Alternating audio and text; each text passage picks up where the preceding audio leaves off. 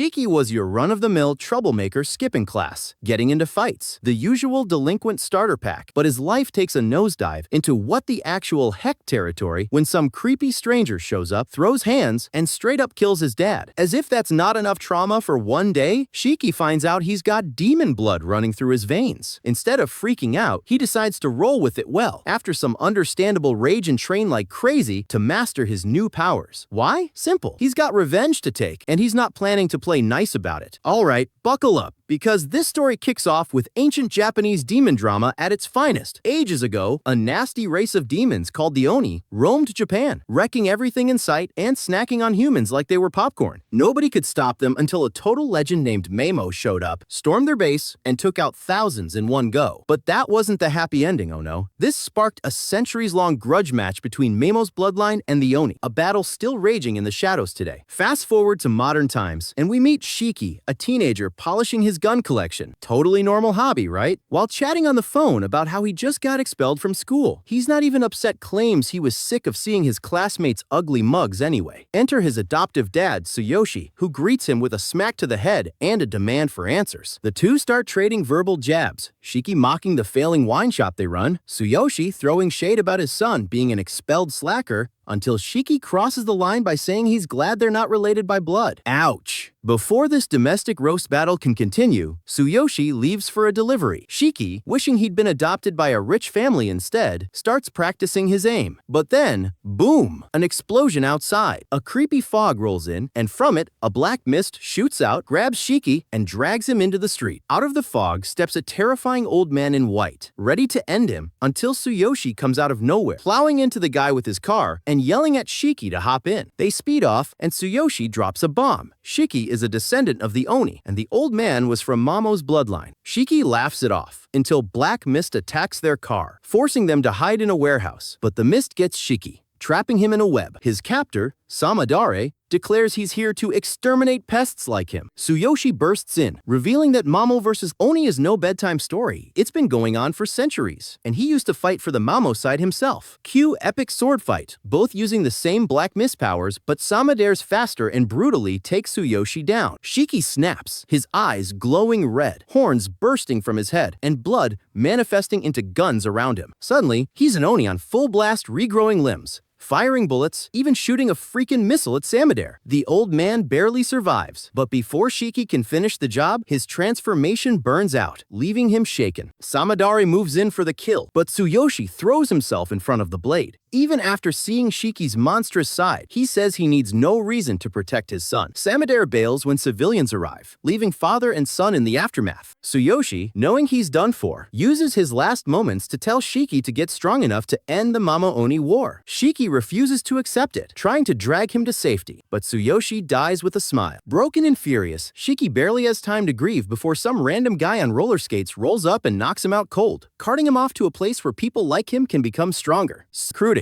After removing Shiki's gag, Nato tries to interview him, but Shiki goes full rage mode, swearing and demanding to be freed. Bad move. Nato starts deducting points from Shiki's non-existent score like a game show host who hates you. When Shiki refuses to calm down, to cut it, so he whips off his tie and tries to strangle Shiki to see his true nature. Totally normal HR practice, right? Shiki fights back, but he's not winning. As he passes out, Nato's disappointed until Shiki whips out a literal blood Gatling gun and goes ham. Nato blocks it effortlessly with his umbrella and roasts him for not even knowing how to use his own blood. He decides to show Shiki how it's done, and the fight escalates until Shiki's lying on the floor, confused, sweaty, and missing chunks of memory. Nato calmly explains that Berserk Oni lose their minds, which is why Shiki's brain is bigger. Pride-swallowing desperation, Shiki asks Nato to take him on as an underling so he can get stronger and avenge his dad. Nato laughs in his face, calls him useless, and says Berserk Oni are just liabilities. But Shiki gets his own blood spikes to redirect midair and points a bloody gun at Nato's face. Cool move, except Nato blocks the bullet with his finger like it's a mosquito. But when Nato goes for his finishing move, Shiki does something unexpected. He fights off Berserk mode and actually regains control of his power. Nato's shocked. Shiki smugly hints that he figured it out by copying Nato's thumb slicing trick, which Nato says is dumb, reckless, and somehow effective. He's intrigued enough to reconsider. After a lot of "I'll never take you" versus "but take me" back and forth, Nato finally finally agrees, sort of. Shiki won't be his underling, he'll be his student. Apparently, they're on an island called Hell's Doorstep, home to Resetsu Academy, a training ground for Oni to learn how to fight the Momotaro Agency. Nado's Shiki's homeroom teacher, and his pitch basically boils down to learn, fight, survive, or get expelled. Shiki doesn't care about the curriculum, he just wants revenge. Nado gives him zero guarantees. They get Shiki dressed for class, and Nado warns him that he's probably the weakest newbie this year. Oh, and Shiki's dad's body? Stored in the morgue for Shiki to handle the funeral. Shiki calls Nado a nice guy, which embarrasses he's late. Shiki catches up just in time to get drop-kicked into the classroom. He meets Jin, a masked edgelord who instantly tells him to buzz off. Shiki teases him for hiding his horns, and Jin hits back with, "Only rookies flaunt their horns." This insults another student, Akari, and the room gets tense until Nado magically appears, seating them before they even realize what happened. For their first lesson, fail, and you're expelled. They can use their powers, but Nado won't use his unless someone goes berserk. Oh, and if anyone manages to kill him, instant graduation, because apparently this school runs on pure insanity. Shiki, now fired up, declares he's going to give it everything he's got, and with Nado's teaching style so far, he's probably going to need it. Alright, so next lesson with a brand new rule. He whips out 2 balls, tiny ones, and yes, even he admits they're smaller than yours, and tells the students they need to have a ball on them when they reach the academy to pass. Then, before anyone can overthink it, he yeets the balls into the forest's restricted zone like he's hosting some survival reality show. Naturally, everyone's first thought is, oh, we're gonna have to brawl for these. A pink-haired girl who radiates shy anime cinnamon roll energy. Team 2, Decady, the loud delinquent, and Guji, a nerd who probably reads the instruction manual before breathing. Team 3, Roku, the human embodiment of nerves, and Quina, the only one here who looks like they might survive a zombie apocalypse. Nado tells them they've got a 15-minute head start before he enters the zone. Shiki immediately complains about teaming with Mr. Mystery Mask over here, but Nado shuts him down with an "I will literally expel you" glare. Shiki folds faster than cheap origami. Then Omari's sweet, timid Omari politely introduces herself to Shiki. This poor boy has zero female interaction experience, so his brain instantly goes, she is the one. He puffs up his chest and promises to protect her, and she blushes but quickly says,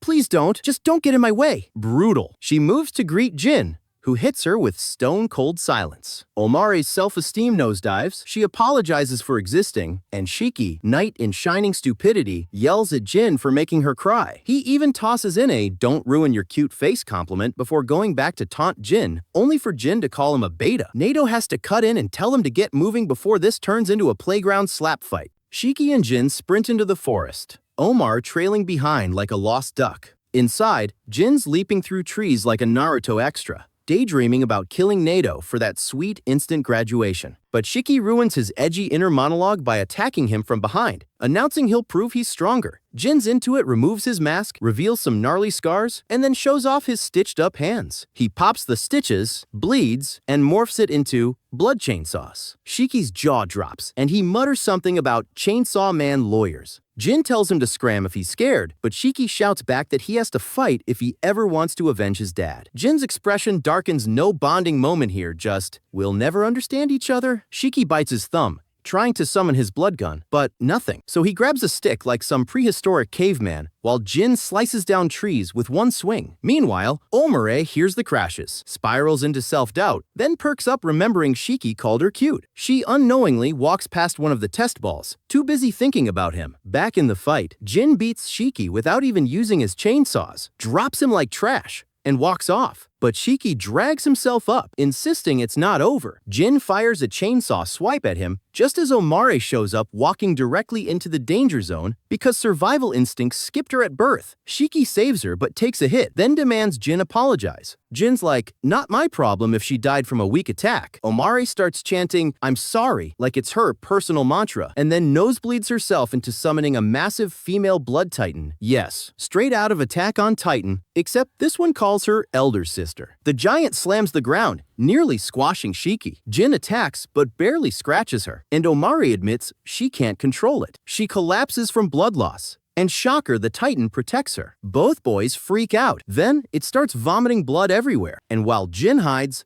Shiki tanks the hit. Nado watches from above, deciding to let the kids figure it out like this is a nature documentary. Shiki tries, and fails to bleed weapon again, dodges more attacks, then gets wrecked by a rock throw. This hits him right in the ego. He's never felt so useless. He starts crying from frustration, which Jin immediately calls him out on stop crying like a little. Shiki insists it's eye sweat, and Jin just keeps going, slicing himself open to make 2 different types of chainsaws at once. Nato's impressed, giving us a mini lecture about how Oni blood takes shape based on trauma and personal preference. Jin uses one chainsaw to climb the Titan, like he's cosplaying Levi Ackerman, aiming for the neck. The Titan blocks with her arm, and the fight drags on until Shiki finally connects the dots. Jin always makes cutters. Omera's Titan is personal to her, so he can make guns because he just really likes guns. Power unlocked. Jin's about to get finished by a Titan roar that pops his eardrums when Shiki steps in, now wielding a blood grenade launcher. Nato's genuinely impressed. Shiki dodges an attack, fires a grenade,